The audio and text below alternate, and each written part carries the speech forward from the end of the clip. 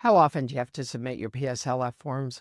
If you're working toward public service loan forgiveness, you know that you have to submit PSLF forms. And essentially, these are employment certifications signed by your employer so that the Department of Education can determine how many months of qualifying employment that you have and that they can match those up to months when you've made qualifying payments. You do have to submit a PSLF form when you get to 120 qualifying payments, but there's no requirement for you to do so before then. So why bother? Because when you do, the Department of Education is going to tally up your payments and let you know how close you are to 120. If there's a problem, they're going to tell you. For example, let's say you've got the wrong loan type, or your employer doesn't qualify, or you haven't been making your payments under the correct repayment plan. If you haven't been submitting your PSLF forms, there's no way that you would know that. So you could potentially make 120 payments, think that you've gotten all the way to forgiveness, and turns out that you haven't gotten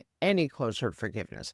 That's why you want to submit your PSLF forms, because it allows you to get that call and response mechanism so that this way you know if there's an issue or a problem early on in the process so that you can make a change that's going to resolve that problem.